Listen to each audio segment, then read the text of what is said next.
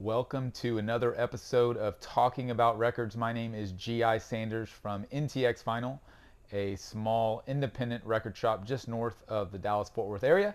If you haven't subscribed on YouTube or followed me on Facebook or Instagram, please do so. I would really appreciate it. Today's video is going to be a fun one. 10 must-own modern soundtracks for your vinyl collection. So keyword modern.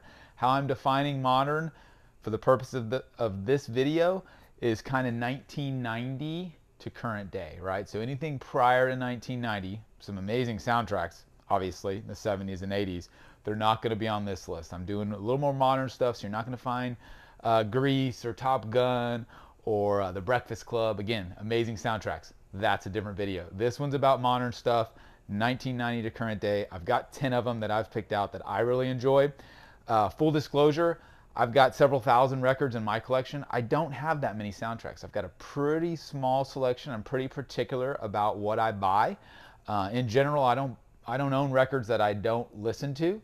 And so soundtracks can be a little tricky because I'm not the type of person who will buy a soundtrack just for one song or even two songs, because I'm not going to listen to that if there's the bulk of it that I don't enjoy. And so most of my soundtracks, I've probably got maybe 100 or so, are pretty much albums that I enjoy all the way through. These 10 for sure are the top of the list for me personally. Let's start with number one. In my mind, even though a modern soundtrack's still a very classic album and a classic film, and that is a no-brainer, and that is Almost Famous. Directed by Cameron Crowe. This is I'll try and focus mostly on the music versus the films. We'll see how good I do about that. Semi-autobiographical film about Cameron Crowe and his introduction to the music industry as a kid, and growing up being a journalist, getting to spend time with Led Zeppelin and Leonard Skinner in person, right? What a way to start a music career as a music journalist and writer and director. So this film, I think, is just simply iconic. It's an amazing story. It's super fun.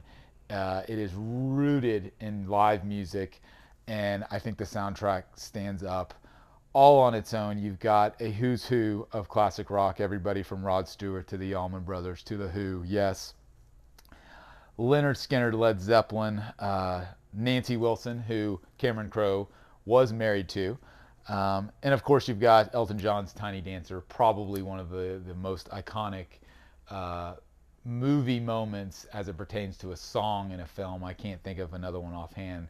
You think about a classic moment in a film based around a great song. Tiny Dancer is one of them. So Almost Famous is awesome, and the good news is this was just finally reissued on vinyl. It came out in 2000, and the original copies are very hard to find. There were promotional copies and very few pressed. There's been bootleg copies for a few years, and now finally they just in 2021 did a proper reissue of this album. So this is an amazing pressing. It's a double LP. This happens to be the black vinyl version. There are some different variants that some of the big boxes sold, I think. So highly recommend this. A great sounding album with an incredible track list to match a really great music film. Almost Famous, number one, without a doubt on this list, was going to be that one just because I think it's that good. Second one on the list, a really, really, really tragic story, but a great film and a great soundtrack. This is The Crow, came out in 1994. It starred Brandon Lee, who tragically died on the set. Crazy story. He was shot by accident during the filming of this movie. They thought a blank round was in the gun, and it turned out to kill him, unfortunately. Just literally an unbelievable story that you don't ever hear about. It's a really dark film, and the soundtrack goes right along with it. You've got bands like The Cure. You've got bands like Stone Temple Pilots with the song Big Empty, which came out before it appeared on their second album, Purple. So it was incredible to hear that. A song called Dead Souls by Nine Inch Nails, which only appears on this record. Darkness by Rage Against the Machine only appears on this record. Violent Femmes have a cool track, Color Me Once. Rollins Band with Ghost Rider. I think both of those two may be just for this record as well. Milk Toast by Helmet. I think that's on their Betty record. The Badge by Pantera. My Life with the Thrill Kill Cult. Jesus and Mary Chain. Just an incredible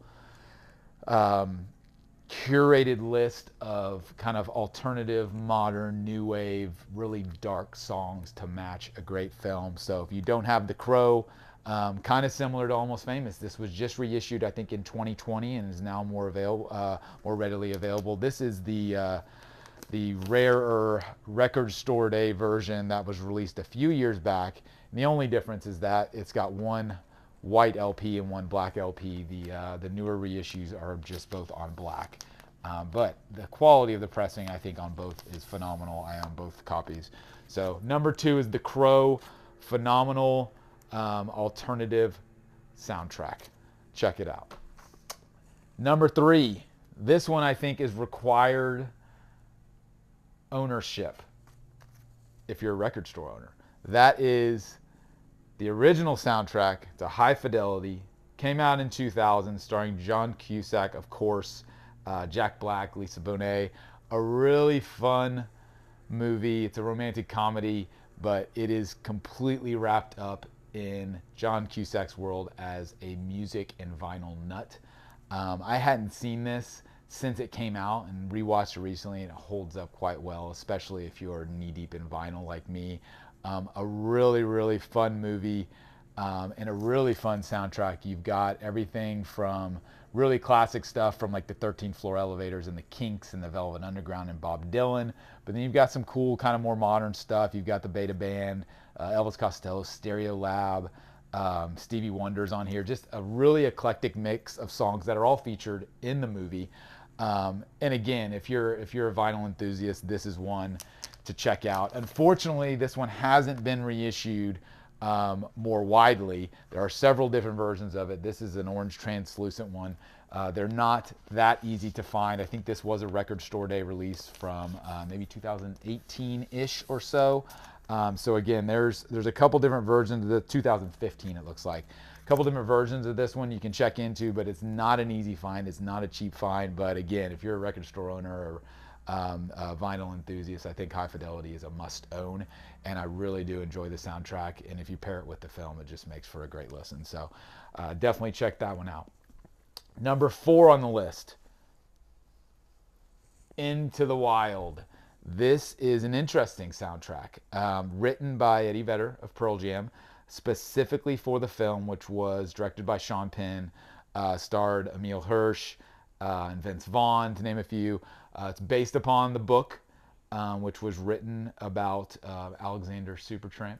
An incredible soundtrack, penned almost solely by Vedder by himself. It's very chill. A lot of it is based on acoustic instruments, ukulele, very light instrumentation. And it pairs so well with the film. You can tell that he was actually consumed with this film when he was writing the music for it. And you can look up some interviews that Eddie has done with Sean Penn about the way that they did this. And again, it's unique because he wrote all of this music specifically for the film. Thank God it got a proper vinyl treatment. It's an incredible track list of original songs, almost all original from Eddie. Setting Forth, No Ceiling, Far Behind, Rise, Guaranteed, Hard Sun, which is actually was one of the most popular songs off of this, is actually not written by Eddie. That was a cover. Society is a great song on here they did right. This one, unfortunately, is pretty hard to come by. This is an original copy, or I should say an early reissue. The original copies are even more valuable than this one.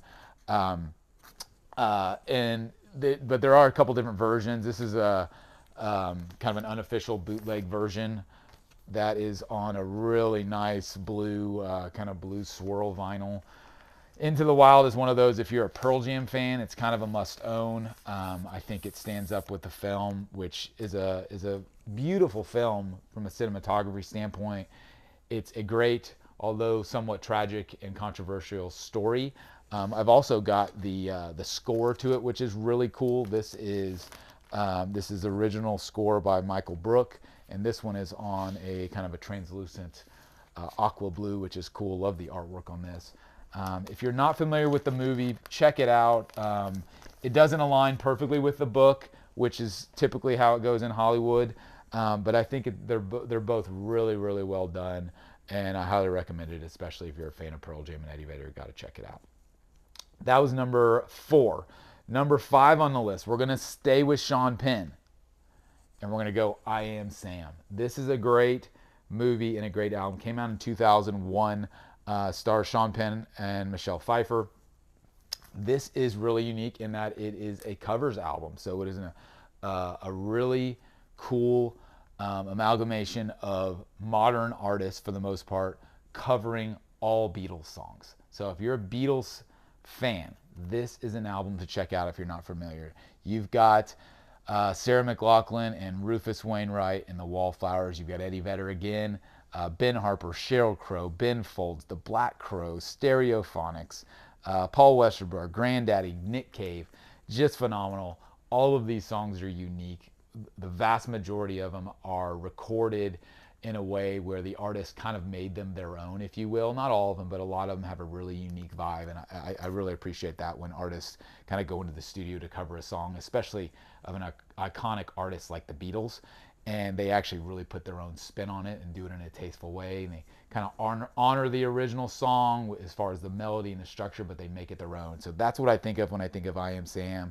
A really great story too. I haven't seen the film in years. I need to actually go back and watch it. My gut says it probably holds up really well because Sean Penn's, in my opinion, a phenomenal actor and director. So if you take Into the Wild and you take I Am Sam, I think that's 2 Sean Penn film soundtracks that are just really well done. So check out I Am Sam again, especially if you're a Beatles fan. No brainer. I will say this one's not easy to find on vinyl though.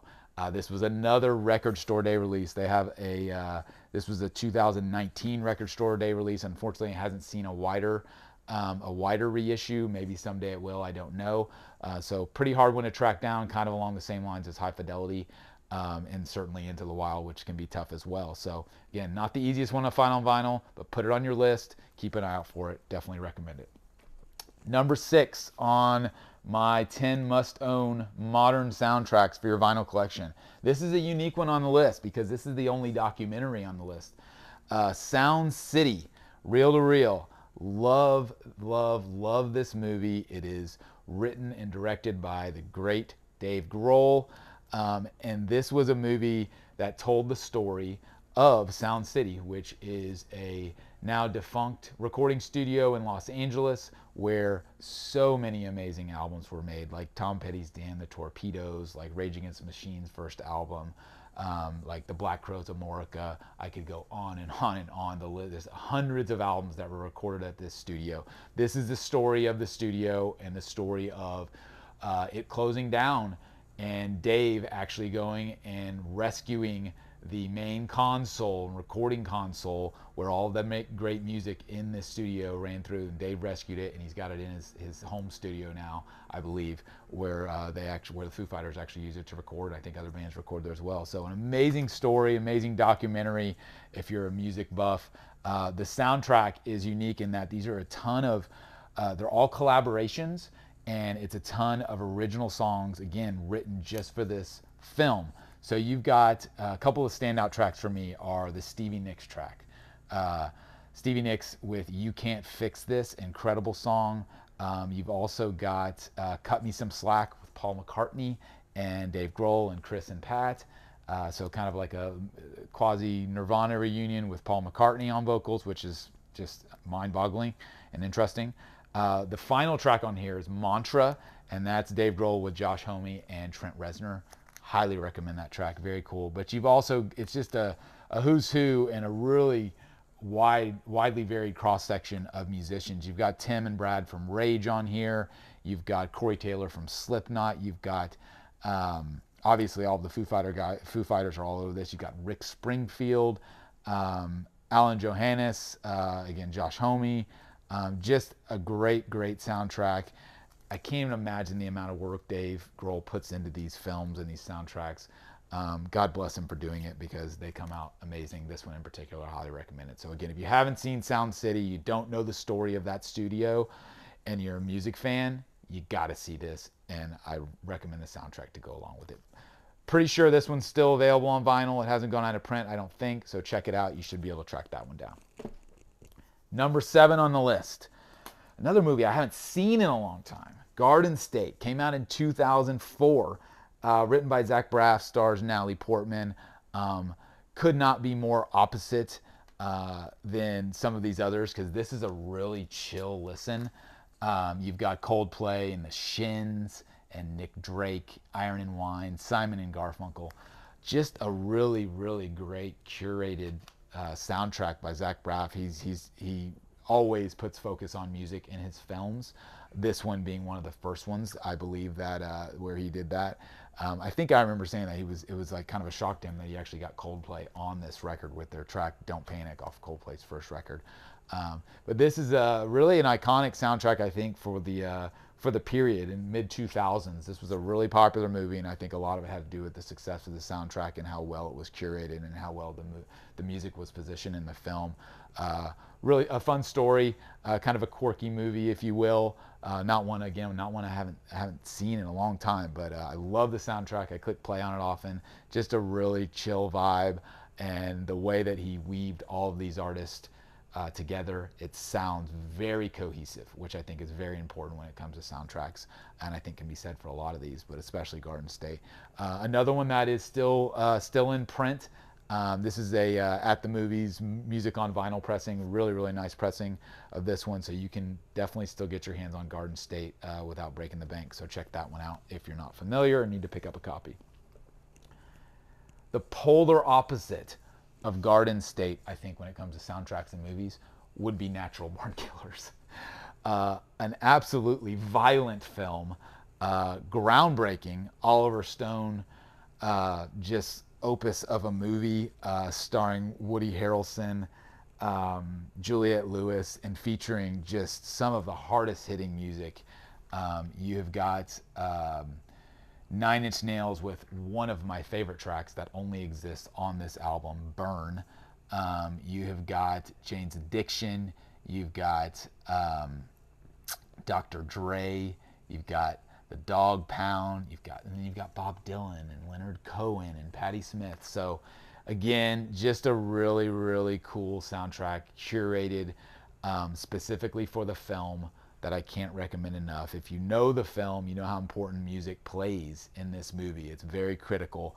And to me, I think that's really the sign of a timeless movie, and when it's got a soundtrack that really pairs with it. So, and plus I think for soundtracks like this, and I think The Crow and some others, when artists like a Nine Inch Nails, for example, in 1994 when this came out, Nine Inch Nails is a huge artist, and they chose to dedicate specific songs that only came out on this soundtrack. So again, it wasn't the case where they just used an album track or a B-side or a throwaway. Like, Burn is a great song. Check it out. It's one of my favorite Nine Inch Nails songs, and it holds up with everything they did in that era of the Downward Spiral.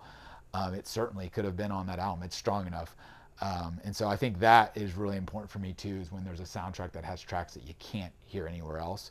And Natural Born Killers is one of those for sure, as is The Crow. All right, we got two more. Number 9 on the list. If I'm thinking about, 70s rock, classic rock, I think about Almost Famous, and then I think about Dazed and Confused. You've got all the artists right there. Foghat, Alice Cooper, ZZ Top, Nazareth, Nugent, Skinner, Deep Purple, Kiss, Sabbath. Just a really, really fun record. It's set in, it starts out the last day of school. Pretty much the whole movie is the last day of school for a couple of teenagers, a group of friends in 1976. It kicks off with Alice Cooper's, School's Out for Summer, which is just a phenomenal anthem. Who would have ever thought such a song would have such longevity? I mean, my kids are in elementary school. When I show up to pick them up on the last day of school, they've got the PA blaring Alice Cooper's, School's Out for Summer. It's 2021. It's still that relevant and still that cool of a song. So this is just a fun one. This is another soundtrack, again, similar to Almost Famous, to where it has been really hard to come by up until recently. So in 2021, just in July of 2021, this was reissued on really cool double purple vinyl. So I'm happy that I'm able to own a copy of this one, because I didn't have it previously. Original copies are pretty pricey and rare, so you can definitely pick this one up. I can't imagine it'll be in print forever. That could be said for any of these that are reissued, because soundtracks come and go as far as labels are concerned and keeping them in print. So if you like Dazed and Confused, definitely pick up a copy sooner than later, because I have a feeling they're not going to be around forever. But just an iconic film, such a fun movie. I wasn't alive in 1976. I was born in '78, but looking at the way that this was kind of staged, if you will, and the scenes and going through them getting out of school and the field parties and hanging out, spinning records in the room, it's just such a fun film, and I'm so glad that they have a great soundtrack to go along with it. That's Dazed and Confused. That's number 9. Number 10, I'm not going to talk about modern soundtracks without one of the absolute best, and I'm going to bookend this. I started with Cameron Crowe and Almost Famous. I'm going to bookend it with Singles. Another Cameron Crowe film that is, in my opinion, the crescendo of early 90s alternative, grunge, rock, whatever you want to call it. Singles is a movie set in Seattle, featuring local musicians like Soundgarden and Pearl Jam and Mudhoney, and the list goes on. It's an incredible curation of tracks. Again, a lot of them only available on this soundtrack. They were not, a lot of the tracks, including Smashing Pumpkins' Drown and Soundgarden's Birth Ritual, and 2 tracks by Pearl Jam, Breathe and Breath, and State of Love and Trust. So you got Mother Love Bone's Chloe Dancer, Crown of Thorns on here. You've got Nearly Lost You by Screaming Trees. You've got Wood by Alice in Chains. It is an absolute incredible track list on this. I can't recommend it enough.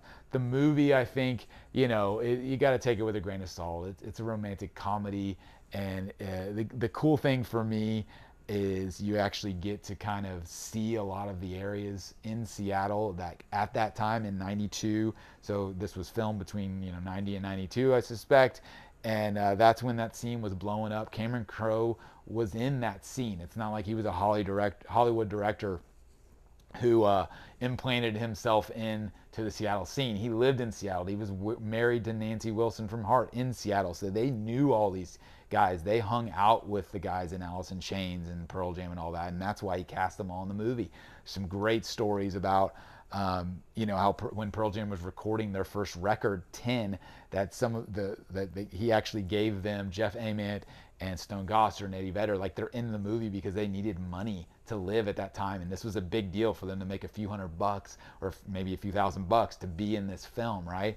And the kind of the caver to it is, this film wasn't even gonna come out, I don't think, but then those bands blew up and the soundtrack started to blow up, and that's when the movie then really got propelled and had some success. So this is one where without this soundtrack and without these songs that Cameron Crowe pieced together from these artists, this movie would have not been nearly as well known. And so I think that's just it speaks to the quality of this record. This is an exclusive pressing, which I absolutely love. It was a Newberry Comics version that is on kind of a blue and white swirl double LP. Pretty rare version. This is still in print, though, the normal black version, so definitely pick up a copy. Hopefully this is one that'll stay in print for a while, given the track list, which I already talked through. So, Seasons by Chris Cornell, I totally forgot. What an incredible song, originally released here, never released on any other Chris Cornell album other than compilations after his death. And it was the first time you heard Chris Cornell on his own, just with an acoustic guitar. How incredible is that, right? And so thank God for Cameron Crowe for bringing this A-list of alternative rock musicians together, because it's an album I cherish, and I think a lot of people really cherish it, and that's why I put it last on my list, because it is the headliner in my soundtracks collection. So that's my list. I know I'm missing plenty. There are a lot of other good soundtracks. These are my personal favorites. Let me know what I'm missing. Let me know as far as modern soundtracks from the 90s up to current day. Again, I don't have thousands of soundtracks. I've got a couple. I've got maybe 75 or 100, and these are the ones that I put on and I can listen through from track 1 all the way to the end without skipping any songs or even wanting to skip any songs. And that's, for me, when I'm enjoying a record, that's a really important thing. So really appreciate you watching. This is Talking About Records. G.I. Sanders, NTX Vinyl. We'll see you next time.